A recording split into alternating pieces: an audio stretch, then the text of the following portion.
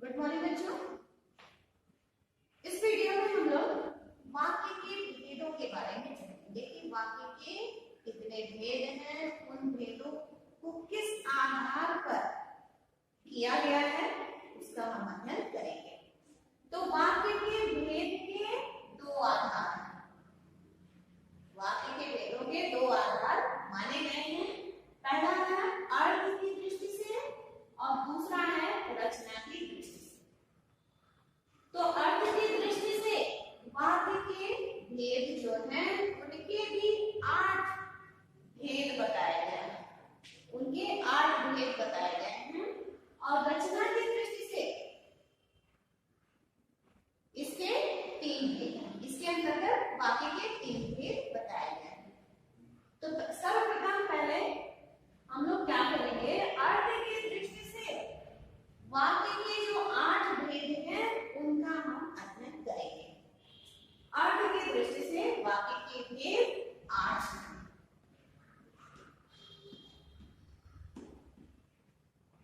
पहला है विधानवाचक वाक्य।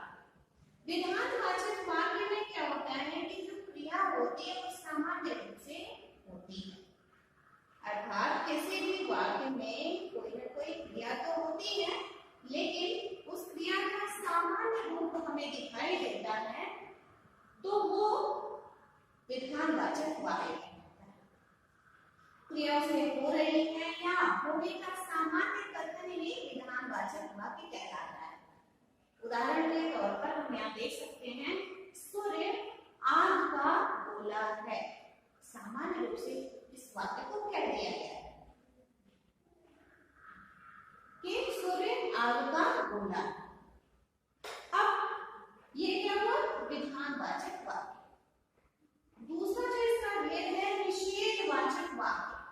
निषेध का अर्थ होता है नहीं, अर्थात वर्जित है। तो निषेधवाचक वाक्य में क्रिया के नहीं होने या नहीं करने का ही बोध होता है, तो वहां निषेधवाचक वाक्य होता है। क्रिया के नहीं करने या होने न होने का बोध ही क्या कहलाता है, निषेधवाचक वाक्य। अब यहाँ हम उदाहरण में देख सकते हैं कि चंद्रमा आग का गोला नहीं है। यह स्पष्ट करता है कि ये वाक्य कैसा है, निषेधवाचक वाक्य है, क्योंकि इसमें क्रिया के नहीं होने या नहीं करने का उल्लेख मिल रहा है, इसलिए क्या हुआ, निषेधवाचक वाक्य। तीसरा इसका भेद है प्रश्नवाचक वाक्य। कुछ वाक्य ऐसे होते हैं जिनसे हम प्रश्न पूछने की क्रिया करते हैं, या कुछ वाक्य हम ऐसे देखते हैं जिनसे हमें यह स्पष्ट होता है कि उससे प्रश्न पूछने की क्रिया हो रही है। तो प्रश्न पूछे जाने का सामान्य बोध ही क्या कहलाता है, प्रश्नवाचक वाक्य। जिन वाक्यों से हम प्रश्न पूछने का कार्य करते हैं या जिन वाक्यों से हमें प्रश्न पूछने का बोध होता है उसे क्या कहते हैं, प्रश्नवाचक वाक्य। उदाहरण, क्या सूर्य आग का गोला है? यहाँ हम प्रश्न पूछ रहे हैं, क्या सूर्य आग का गोला है? तो यहाँ प्रश्न पूछने का कार्य इस वाक्य द्वारा हो रहा है, प्रश्न पूछने का बोध हो रहा है, इसलिए क्या हुआ, प्रश्नवाचक वाक्य। चौथा भेद है इसका संकेतवाचक वाक्य। संकेतवाचक वाक्य में क्या होता है कि एक क्रिया पर दूसरी क्रिया का निर्भर होना, अर्थात वाक्य में यदि एक क्रिया है तो उस पर दूसरी क्रिया निर्भर। कहने का ये अर्थ है कि एक क्रिया पर दूसरी क्रिया का निर्भर होना ये स्पष्ट करता है कि एक काम होगा तब उसका प्रतिफल दूसरे पर पड़ेगा। जैसे उदाहरण में हम देख सकते हैं, तुम परिश्रम करते तो अवश्य सफल होते। तुम परिश्रम करते तो अवश्य सफल होते। इसका ये अर्थ है कि परिश्रम करने की ये क्रिया होगी, परिश्रम करने की जो क्रिया होगी तो सफल होने की भी क्रिया होगी। तो इस क्रिया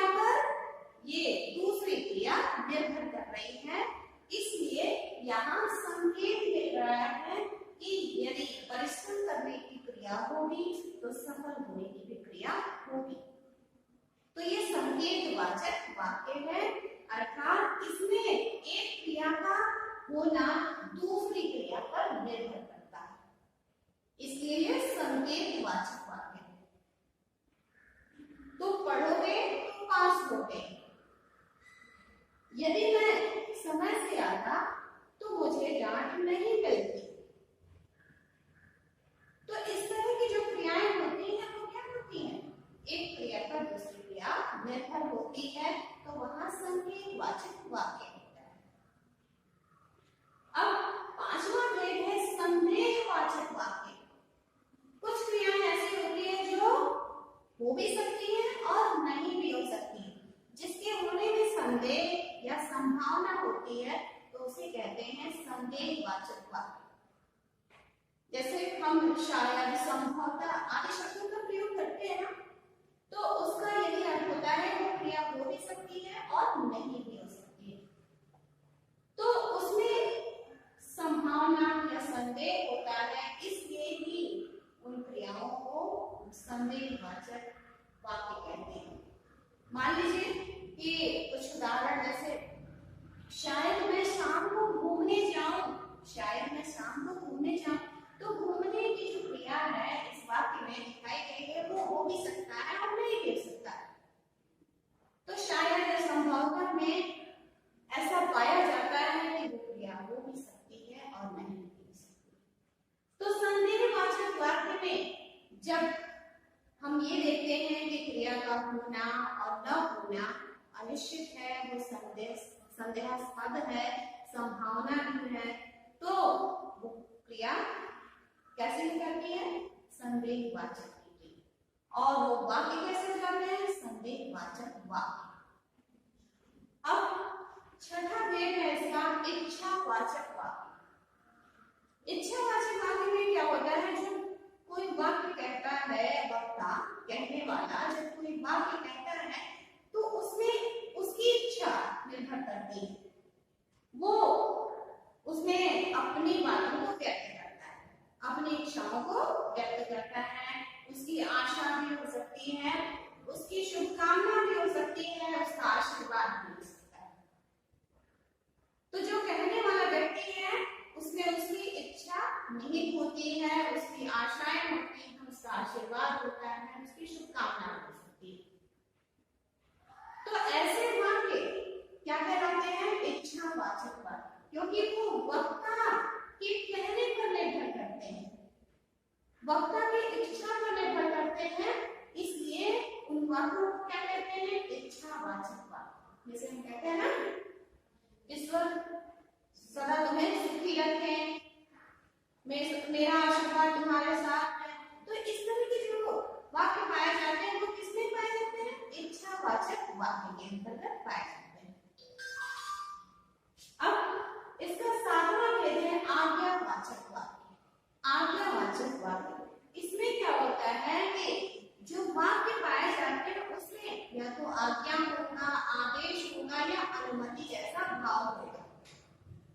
किसी को हम आज्ञा देते हैं, किसी को हम अनुमति देते हैं, किसी के प्रति हम आदेश को व्यक्त करते हैं उन वाक्यों में, तो वो क्या कहलाता है? आज्ञावाचक वाक्य। जैसे तुम कक्षा से बाहर चले जाओ, ये क्या है? आज्ञा हम दे रहे हैं कि तुम कक्षा से बाहर चले आओ। कोई बाहर दरवाजे पर खड़ा रहता है, वो अनुमति चाहता है भीतर आने के लिए, तो हम क्या कर सकते हैं? आप भीतर आ सकते हैं, हम उसे अनुमति प्रदान कर रहे हैं कि आप भीतर आ सकते हैं। ये सारे वाक्य किसके अंतर्गत आएंगे? आज्ञावाचक वाक्य के अंतर्गत। सबसे अंतिम भेद है इसका विस्मयादि बोधक वाक्य। विस्मय कब होता है?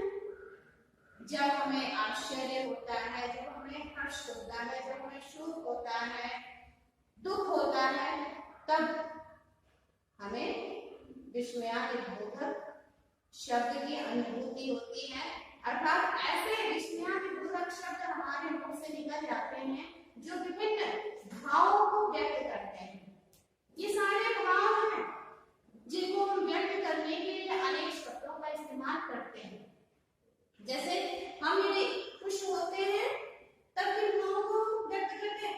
आहा, वाह आदि भावों को व्यक्त करते हैं। जब हम किसी चीज को देखकर, किसी व्यक्ति को देखकर, किसी भी स्थिति को देखकर दुख का अनुभव करते हैं, शोक का अनुभव करते हैं, तो क्या कहते हैं? ओ, आ आदि इस तरह के विस्मय बोधक भावों को व्यक्त करते हैं।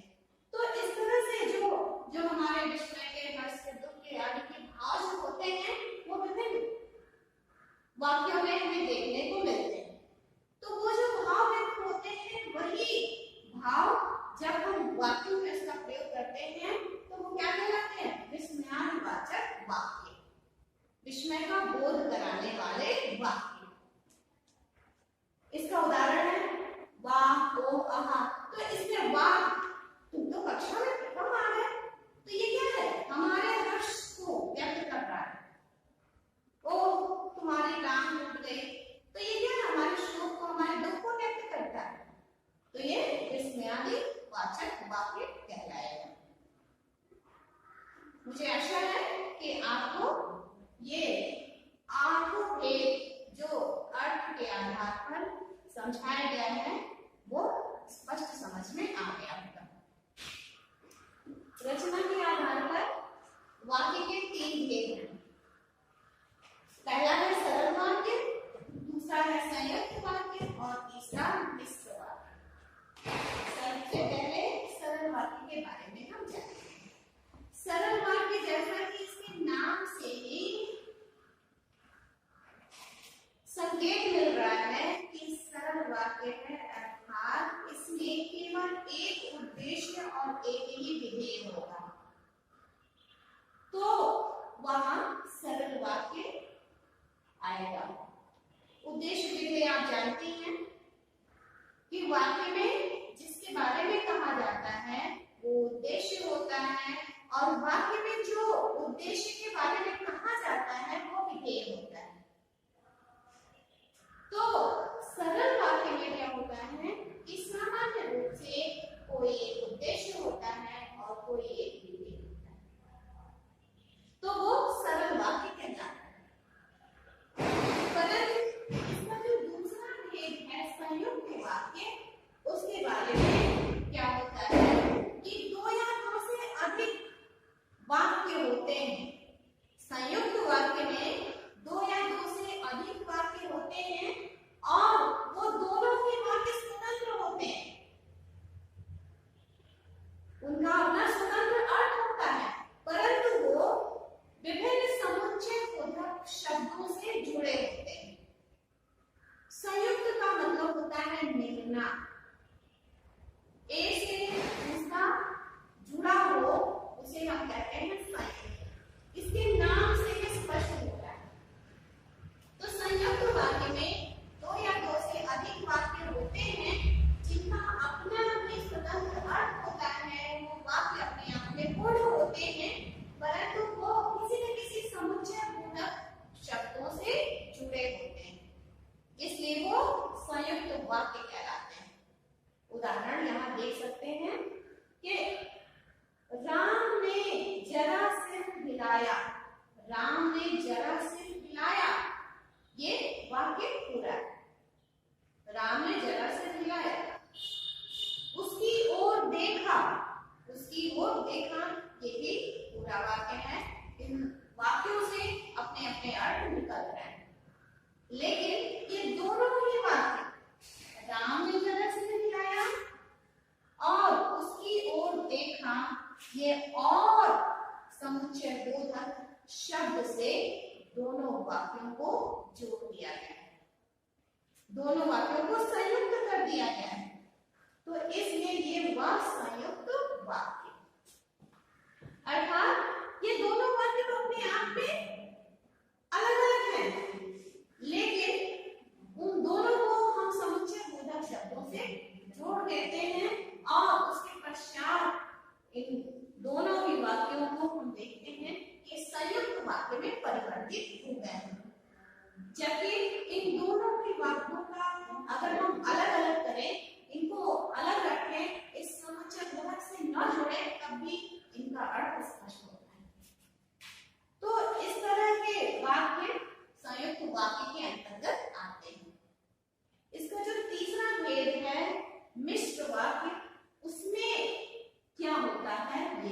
जान लें। इसमें एक से अधिक वाक्य होते हैं, परंतु इसमें एक प्रधान वाक्य होता है और बाकी वाक्य गौड़ होते हैं या उस पर आश्रित उपवाक्य होते हैं।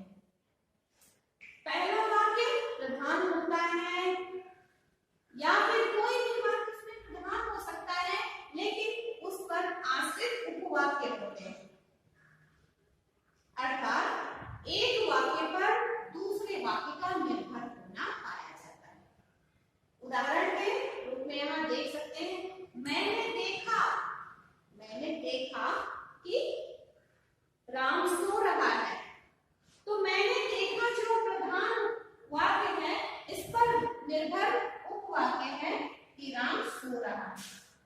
राम सो रहा है, मैंने देखा कि राम सो रहा है, ये प्रधान वाक्य है। इस पर आश्रित ये राम सो रहा है उपवाक्य है या गौड़ वाक्य है। तो यहाँ मिश्र वाक्य है, अर्थात इस वाक्य पर ये वाक्य निर्भर कर रहा है। तो ये स्पष्ट हो रहा है कि ये मिश्र वाक्य है। जैसे मान लो मैं कहूं कि प्रधानाचार्य जी ने कहा है कि कल विद्यालय बंद रहेगा। प्रधानाचार्य जी ने कहा है कि, ये क्या है? प्रधान वाक्य है और उसका निर्भर वाक्य है कि कल विद्यालय बंद रहेगा। ये पूरा वाक्य मिलकर क्या होता है? मिश्र वाक्य। तो इस तरह से हमने यहाँ पाया कि कैसे एक प्रधान वाक्य पर दूसरे वाक्य निर्भर है। तो मुझे आशा है कि आपको रचना की दृष्टि से जो 3 वाक्य के